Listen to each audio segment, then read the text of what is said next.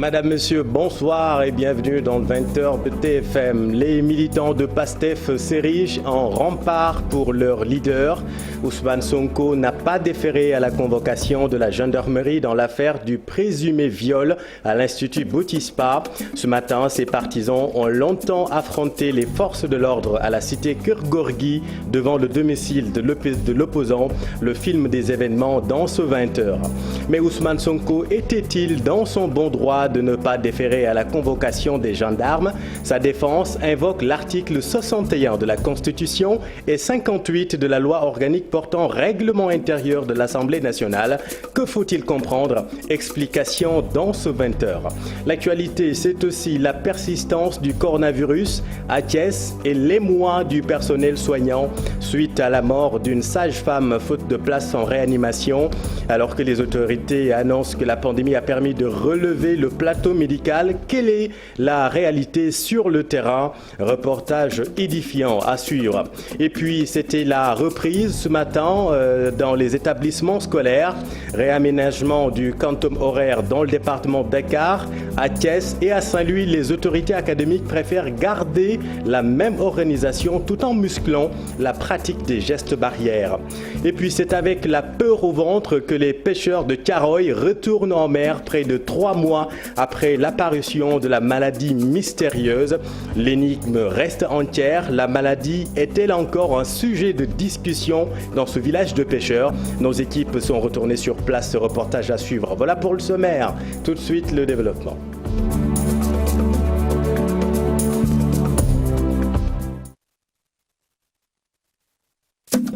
Un bouclier humain devant le domicile d'Ousmane Sonko, convoqué aujourd'hui à la section de recherche pour une affaire présumée de viol. Pour lui manifester leur soutien, les militants de PASTEF ont très tôt pris d'assaut la cité Keur-Gorgui où réside l'opposant. Mais la situation, vous allez le voir, a rapidement dégénéré entre les forces de l'ordre et les jeunes patriotes. Alassane Ba. La voiture de la police fonce sur les manifestants. Ceux-là ont échappé à la mort. Des pneus brûlés, les issues bloquées. Les patriotes sont déterminés. Le dragon de la police vient en renfort. Les jeunes se placent devant, déterminés à ne pas céder le passage. La police insiste, certains placés sur les terrasses et d'autres devant le véhicule enchaînent les pierres. Une image inédite.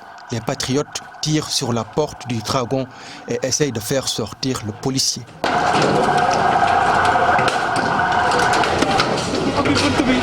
Heureusement pour lui, il s'est accroché. Une matinée chaude qui a perturbé la quiétude des habitants de cette cité, la cité Keur-Gorgui. Les forces de l'ordre renforcent leur dispositif. Les jeunes patriotes ne lâchent pas. Pendant ce temps, Ousmane Sonko est resté chez lui. Le leader de PASTEF a décidé de ne pas répondre à la convocation de la section de recherche.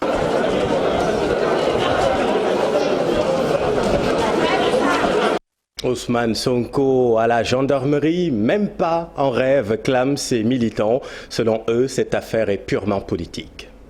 Vous vous rappelez que ce président avait dit clairement et à haute voix qu'il ferait tout pour réduire l'opposition à sa plus simple expression. Il est en train de le faire. On aurait pu le faire avec une stratégie légale, mais il le fait aujourd'hui avec des stratégies non légales, en utilisant des moyens non conventionnels, en utilisant un procureur qui est amorphe, qui sur sa table dorment des centaines de rapports. Mais aujourd'hui, nous sommes venus montrer au président Macky Sall qu'aujourd'hui, s'il veut attraper Sonko, il devra passer par nos corps. Je n'ai même pas envie de parler parce que j'ai juste envie de prouver ce que j'ai dans le cœur et ce qui m'a amené ici. C'est de faire face à l'injustice. Parce que ce qui se passe ne peut être accepté par aucun Sénégalais digne d'être un citoyen. Ce qui risque de se passer, ce n'est pas seulement PASTEF qui va perdre,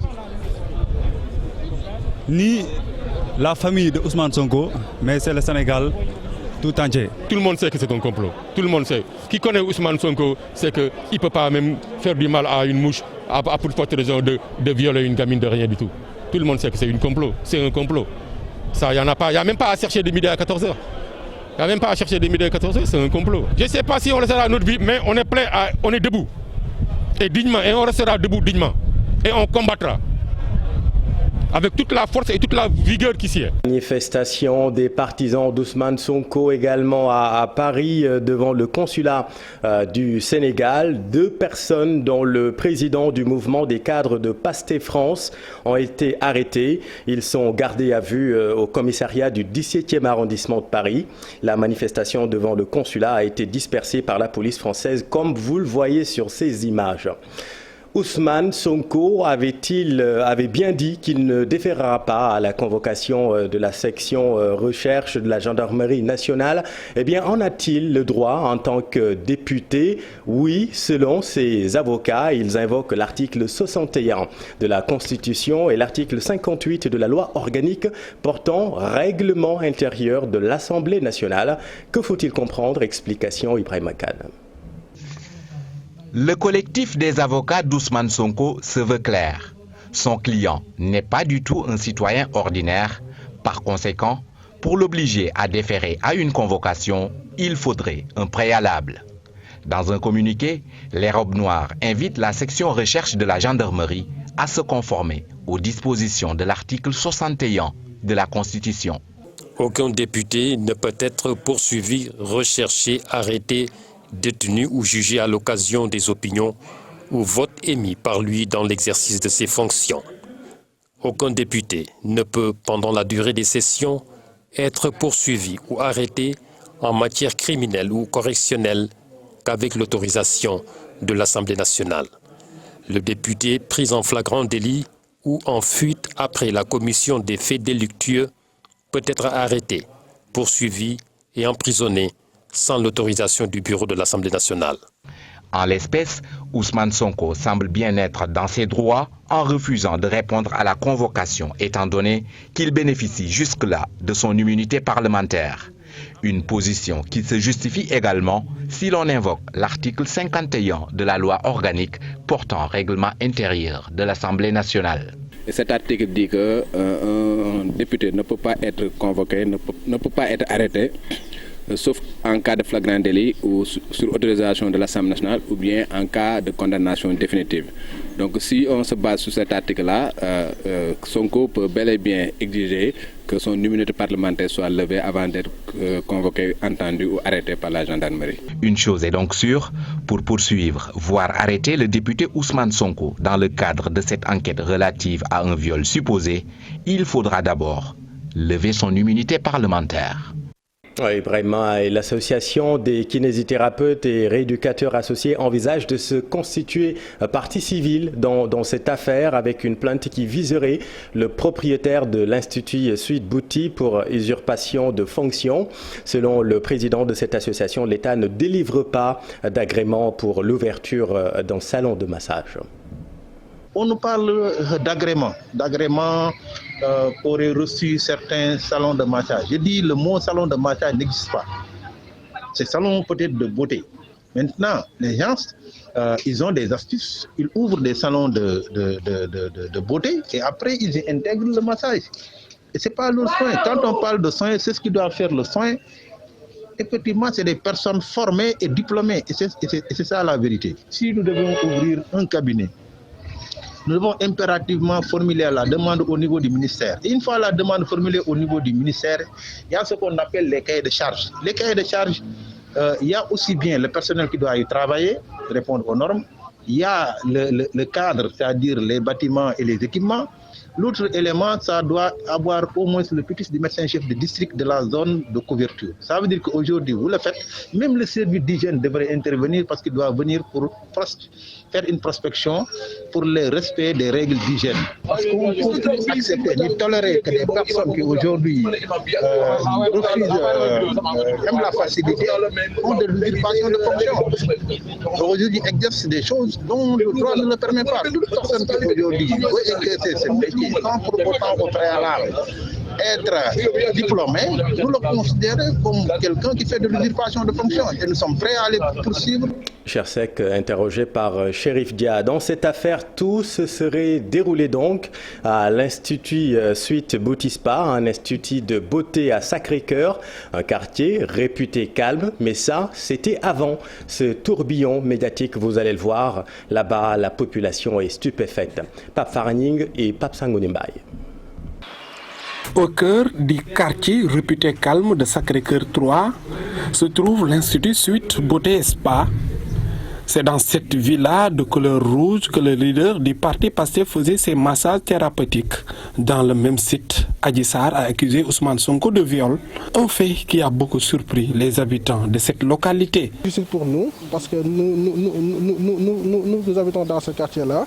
Souvent, on nous interpelle pour nous poser des questions concernant à ce scandale qu'on parle. Vraiment, en fait, nous ne sommes pas du tout heureux de ce qui s'est passé ici, parce que souvent c'est des personnes responsables qui viennent ici pour des raisons peut-être qu'on ne connaît pas, c'est certainement sanitaire ou bien autre chose. Voilà, qui rentrent, qui sortent, et ça ne nous a jamais dérangé, très franchement. On a longtemps cohabité ici ensemble.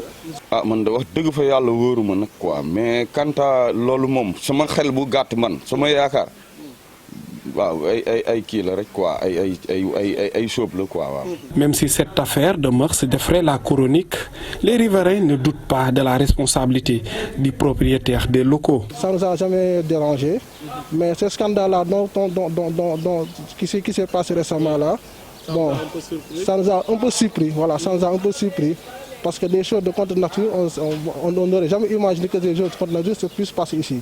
Bon, on ne dit pas que ça se passe réellement, mais qu'on en parle déjà. Le fait qu'on en parle, ça fait vraiment mal, quoi, en fait. waaw bon fii de gis naa ne salon la quoi, massage la dem fii romb ay xale yu jigéen ñuy def affaire yooyu xam nga ay pédicure ak keneen yooyu. Mais quant à affaire de Sonko, affaire gëmuma ko quoi ça. Un salon de beauté qui passait inaperçu est devenu populaire après ces accusations de viol de Adji Sarr sur Ousmane Sonko. Dès lors, ce coin est très surveillé. Merci Pape Farah, et voilà ce que nous pouvions dire sur cette affaire. Sur le front du coronavirus maintenant, 297 Covid+, 58 cas graves et 7 décès sont rapportés aujourd'hui. Vous le savez, une sage-femme a succombé à la maladie faute d'un lit de réanimation à Thiès.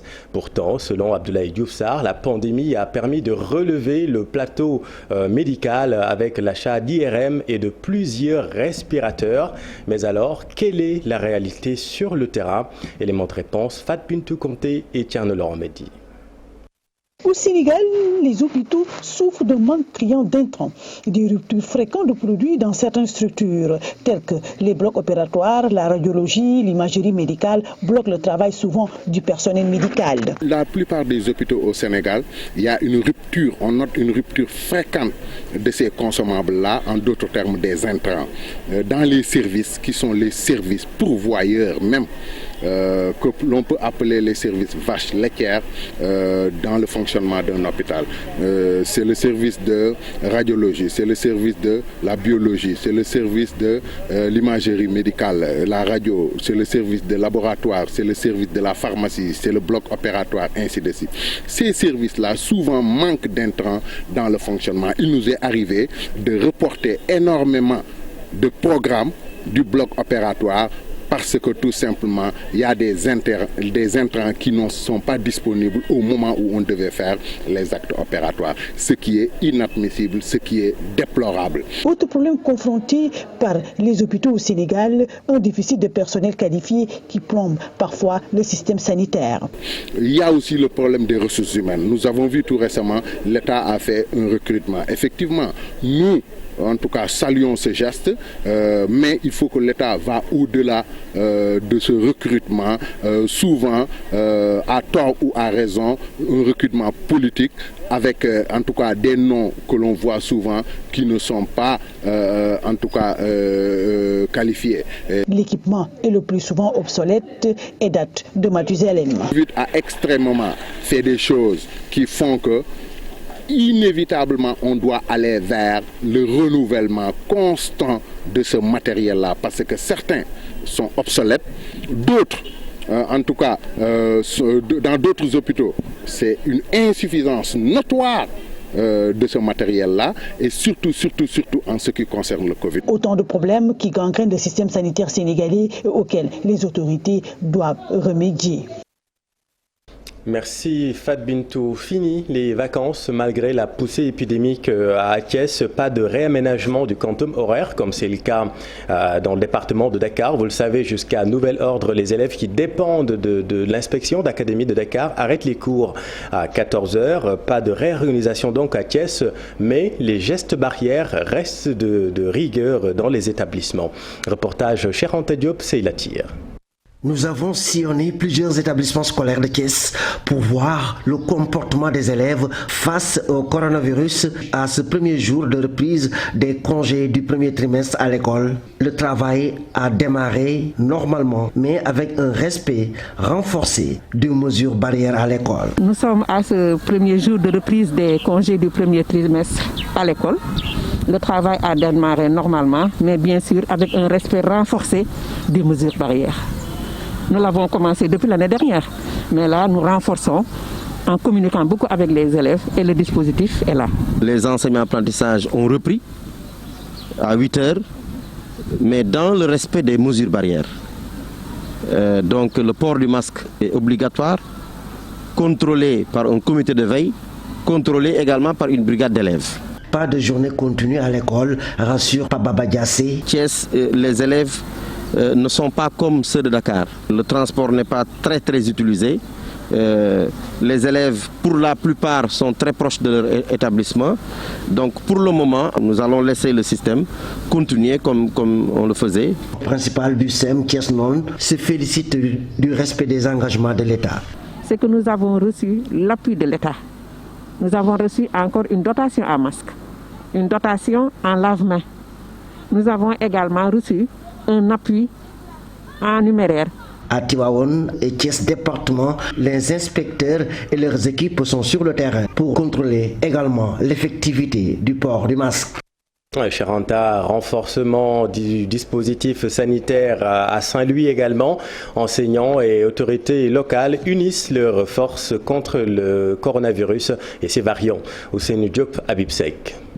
C'est la reprise des cours à Saint-Louis après quelques jours de vacances dans les écoles. Si on le fait, on croit que...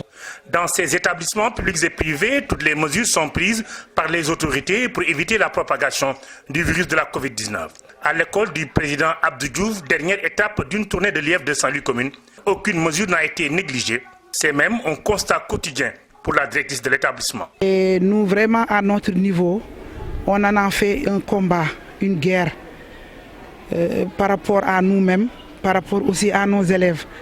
L'inspecteur de Saint-Louis commune a visité à la reprise plusieurs écoles de sa circonscription. Yaba Diop de rappeler que les directives du ministère de l'Éducation nationale pour le renforcement du dispositif sanitaire ont été respectées à la lettre. Il y a beaucoup d'efforts qui ont été fournis par le ministre pour doter les écoles en masques suffisants, mais aussi en lave-mains et aussi en gel hydroalcoolique.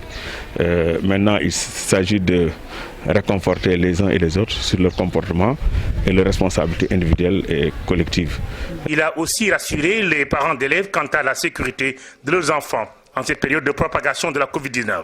C'est important que les parents soient rassurés et qu'ils essaient d'accompagner les élèves pour qu'on puisse effectivement observer ces mesures barrières au niveau des écoles. Et vous dire que les efforts même du gouvernement sont allés un peu plus loin que cela. Il ne s'agit pas de doter les écoles en matériel, mais nous avons même remis des fonds Covid aux écoles pour leur permettre effectivement de compléter en cas de besoin. Dans toutes les écoles de Saint-Louis, la réouverture a été effective. Ici, les mesures barrières ont été respectées et le dispositif renforcé pour éviter la propagation du virus dans les écoles. Ousseynou et puis des étudiants de l'université Hassan-Sack de Ziguinchor testés positifs. Pas une surprise pour le secrétaire général du SAES. Selon lui, cette infiltration du virus dans les campus est le fruit du relâchement noté entre les deux vagues. Surprise, l'on note vraiment dans le milieu universitaire la présence donc de la Covid-19 parce que ce sont des lieux de rassemblement. Ce qui est important de mon point de vue, c'est de faire en sorte que toutes les dispositions qui sont prévues dans le cadre donc, du protocole sanitaire soient respectées. Au début, c'est vrai, il y a eu dans toutes les universités, il y a donc des comités de santé qui sont mis en place et ces comités sont dirigés par donc des collègues médecins, mais également renferment pratiquement donc toutes les sensibilités de l'université. C'est vrai, comme partout ailleurs au Sénégal, on a noté au début un engouement et également donc une participation effective de tout le monde pour permettre donc à ce protocole d'être suivi correctement. Mais c'est vrai, après il y a eu des relâchements. C'est comme tout partout ailleurs au Sénégal. Et je pense que ce sont ces relâchements-là qui aujourd'hui peut-être peuvent expliquer en tout cas que cette maladie soit en tout cas signalée dans les universités. Malik Fall était l'invité de la matinale de TFM. Dans tous les cas, pas question de suspendre les cours à l'université Assane Seck de Ziguinchor, car ces cas sont maîtrisés selon le recteur de l'université, le professeur Mamadou Badji, avec notre équipe à Ziguinchor. Effectivement, il y a 4 cas avérés de contamination, mais qui très vite ont été pris en charge. 4 cas par répartition, nous avons 2 au niveau de l'UFR l'ACHU, un qui est étudiant à l'UFR 2S et un autre, le dernier, à l'UFR 16 et plus précisément un étudiant de première année en droit. Pour l'essentiel, je dois dire que les 3 cas sont dans le centre de traitement. Il n'y a qu'un seul qui est suivi à domicile. Nous avons mis en place le système bimodal. Le système bimodal signifie qu'on fait un enseignement en présentiel auquel s'ajoute un système d'enseignement à distance. Il n'est pas envisagé en l'état des informations. Il n'est pas envisagé en l'état du constat que nous venons de faire avec vous, de fermer ou de faire du télétravail. Et puis nous venons de l'apprendre, Dakar Demdik suspend son réseau urbain jusqu'à nouvel ordre pour des raisons de sécurité. Le réseau donc sera suspendu jusqu'à nouvel ordre. Dakar Demdik s'excuse pour tout inconvénient que cela pourrait causer. Information postée sur le site, sur la page Facebook de la Société nationale. Dakar Demdik, je vous le rappelle donc, suspend son réseau urbain jusqu'à nouvel ordre pour des raisons de sécurité. L'autre grand titre de cette édition, près de 3 mois après la maladie mystérieuse qui avait touché les pêcheurs de Thiaroye, souvenez-vous, la cause exacte de la maladie reste encore une énigme. Par nécessité économique, les pêcheurs vont à mer, la peur au ventre. Reportage édifiant avec Habib Faye et Modou Diop. Tôt le matin, il hume la brise marine. Son regard pointé à l'horizon, ce pêcheur est dans le désarroi total. Aucune pirogue ne part en mer en cette période de froid dominée par les vents. Les filets de pêche ne sont plus en contact avec l'eau de la mer. Cette même situation, les pêcheurs de Thiaroye-sur-Mer l'ont vécu il y a 3 mois de cela, à cause d'une maladie mystérieuse qui avait semé la pagaille tout au long de la presqu'île du Cap-Vert. Alboy, un des victimes, se rappelle des moments pénibles. J'ai attrapé cette maladie inconnue. Mes mains, mes jambes, mon visage, tout était infecté. J'avais des boutons partout. Il suffisait de toucher l'eau de la mer pour être contaminé. Ils n'étaient pas les seules victimes. Les pêcheurs de Rufisque aussi en faisaient partie. Ces jeunes reviennent sur le film. Je n'avais rien compris quand j'ai appris que certains pêcheurs ont été infectés au contact de l'eau de mer. C'est ce qui m'a fait empatiquer. Nous l'avons vécu avec beaucoup de peine. Certains parmi nous sont des victimes de cette mystérieuse maladie. Mais grâce à Dieu, ils sont sains et saufs. Seule la mer compte pour nous. Nous sommes alors obligés de faire face à tout danger. C'est le risque qui rime leur quotidien, disent-ils. Les pêcheurs vont braver tous les obstacles dans les eaux profondes pour avoir de quoi nourrir leur progéniture. Il y a forcément de la panique actuellement en haute mer, mais nous prenons nos précautions. J'ai pris le risque d'aller en mer avec mes boutons sur le corps. Je ne peux pas rester les bras croisés ni tendre la main. Je n'ai que la pêche comme activité. Ils n'ont que leur arsenal de pêche pour subvenir à leurs besoins, malgré les risques qu'ils courent. La maladie mystérieuse les affecte toujours.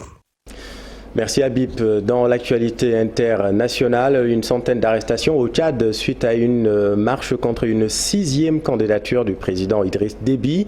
Le rassemblement de quelques centaines de personnes ce dimanche à Madagascar devant le palais présidentiel, lieu de la tuerie, qui avait fait une quarantaine de morts en 2009 et puis plus de 200 personnes portées disparues dimanche dans des inondations spectaculaires dans le nord de l'Inde. Daniel Diouf.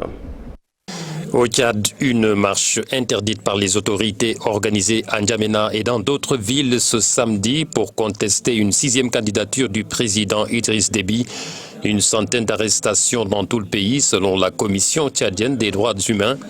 Ce lundi, la police tchadienne annonce que 7 personnes ont été inculpées au palais de justice. Des inculpations pour troubles à l'ordre public, atteinte à l'intégrité des agents et destruction de biens publics. L'élection présidentielle au Tchad est prévue en avril prochain. À Madagascar, il y a 12 ans, le 7 février 2009, la garde présidentielle de l'ancien chef d'État, Marc Ravalomanana, avait tiré sur la foule des partisans d'Andry Rajoelina, l'actuel président, alors que ces mêmes partisans projetaient d'installer un nouveau Premier ministre. Une quarantaine de Malgaches avaient alors été tués. Ce dimanche, ils étaient quelques centaines à s'être rassemblés devant le palais présidentiel, lieu de la tuerie. Les membres de l'association des victimes du 7 février, des élus du parti de la majorité, le chef de l'État lui-même et ses partisans se sont recueillis devant la stèle sur laquelle sont inscrits les noms de ceux qui sont morts à cet endroit précis. Un souvenir douloureux qui doit rester gravé dans la mémoire collective, souligne Andry Rajoelina dans son discours. La rupture d'une partie d'un glacier de l'Himalaya a provoqué dimanche des inondations spectaculaires dans le nord de l'Inde. Plus de 200 personnes toujours portées disparues et 18 corps retrouvés au lendemain de la catastrophe. L'énorme masse d'eau a détruit tout sur son passage, submergeant un complexe hydroélectrique, des routes et des ponts dévastés. Et puis ces images de la vallée du Rift au Kenya. Depuis plus de 10 ans, le niveau des lacs de l'ouest du pays augmente et menace les populations locales. Les communautés de cette vallée ne peuvent que compter l'étendue des dégâts. Les lacs Naivasha, Turkana et Baringo, situés à l'ouest du pays, inondent les villages des populations locales. Le gouvernement kényan fait face au déplacement de dizaines de milliers de personnes obligées de fuir devant la montée des eaux. Leur mode de vie traditionnel est désormais menacé, alors que leur communauté compte moins de 1000 membres. Merci Daniel. Dans l'actualité sportive, ça vient de tomber. Nyaretali limoge son coach Pape Bounassar. Le club, vous le savez, est mal en point actuellement en Ligue 1. Djambar, en revanche, est la bonne surprise de ce début de saison. Teungueth et AS Jaraaf font honneur à leur rang. Voyons tout cela avec Cher Sadibou Diarra. Jaraaf et Teungueth FC au rendez-vous. Djambar de Saly surprenant. Nyaritali décevant, les grands enseignements de la Ligue 1 après 6 journées, le quart du championnat. L'AS Jaraaf qui représente le Sénégal à la Coupe CAF est un des clubs favoris pour le titre. Un statut honoré pour le moment avec une place de leader. 13 points, 4 matchs gagnés, dont les 3 derniers consécutivement, et Madické Kane, le meilleur buteur actuel, avec 4 réalisations. Teungueth FC, le représentant en Ligue des Champions, tient aussi son rang. Une seule défaite et une 3e place au classement à 2 points du premier. La deuxième marche du podium est occupée par Djambar, le club de Saly qui a perdu à l'intersaison son emblématique entraîneur Boubacar Gadiaga et la grosse surprise de ce début de championnat. Porté par Aliou Baldé parti entre-temps aux Pays-Bas, Djambar 11 points au compteur est resté invaincu lors des 4 premières journées. Aux antipodes des académiciens, Nyaritali est la grande déception. Le recrutement dont les retours des anciens du club n'ont pas encore l'effet escompté. Nyaritali sur 4 défaites de suite, série en cours et 5 au total, est bon dernier au classement avec 3 points seulement. L'US Gorée une seule victoire, déçoit également en se trouvant dans la zone de relégation Alors que les épiers Génération Foot et Casa Sport peinent à enchaîner des victoires, se contentant des matchs nuls, surtout le club de Ziguinchor qui en est à 4 en 6 journées. Merci cher Sadibou et l'entraîneur limogé de Niaritali, il s'agit bien de Pape Bounathiao, Pape Thiaw, donc ancien international. L'attaquant Baïgnan et le milieu de terrain Pape Alioune Ndiaye s'éloignent-ils de l'équipe nationale de football du Sénégal? Baïgnan a en effet quitté Rennes en France pour rejoindre en prêt Al Ahly en Arabie Saoudite, et puis Pape Alioune Ndiaye quant à lui est prêté à Stoke City. Il quitte donc Stoke City pour rallier Al Ain, toujours en Arabie Saoudite. Toujours en sport, la Fédération sénégalaise de basket espère une présence de supporters sur les gradins de Marius Ndiaye dans un futur proche. Le président de l'instance, Maître Babacar Ndiaye, montre également sa satisfaction à propos de la gestion de la pandémie. Le voici au micro de Cheikh Sadibou Diarra. Dieu merci, ça se passe bien, il n'y a pas encore de cas déclarés de Covid, je touche du bois. Espérons simplement que, Inch'Allah, qu'on puisse terminer la saison dans d'excellentes conditions. La fédération a fait des efforts pour transmettre en direct les matchs sur YouTube. Donc les supporters ont la possibilité de regarder les matchs sur YouTube. Espérons simplement que d'ici le deuxième tour, qu'on puisse jouer avec quand même un public, même s'il faut aussi toujours réduire le nombre. Mais nous pensons qu'effectivement, peut-être si les cas baissent, on pourra peut-être nous autoriser à jouer avec peut-être 500 supporters ou 1000 supporters. Voilà, parce que la salle, elle est faite pour recevoir 3000 personnes. Mais elle en reçoit même 5000 personnes. Donc si on peut, dans un futur proche, nous permettre de jouer avec 500 ou 1000 personnes, ce serait bien. Mais toujours dans le respect des mesures barrières. La priorité... Basket toujours, les 12 lions de l'équipe nationale du Sénégal de basket pour le tournoi de Yaoundé qualificatif à l'Afro-Basket 2021 sont connus. Le meneur de jeu du Dakar Université Club, Thierno Ibrahima Niang, grand artisan du parcours sans faute de son équipe, retrouve la sélection. Il espère apporter sa pierre à l'édifice. Le voici avec Cheikh Sadibou Diarra. Mes coéquipiers me demandent tout le temps de tirer au panier. C'est pour cette raison que je m'entraîne dans ce domaine. Sur le terrain, parfois j'ai de la réussite, parfois non. Pour l'équipe nationale, je suis un habitué de la sélection qui va retrouver de nouvelles têtes et ensemble nous ferons le travail au Cameroun. Voilà, c'est la fin de cette édition. Merci de votre attention. L'info continue dans Soir d'info avec Binta Diallo qui reçoit ce soir le professeur Bakary Samb. C'est à vous Binta, bonsoir. Beaucoup à Cheikh Ahmed Tidiane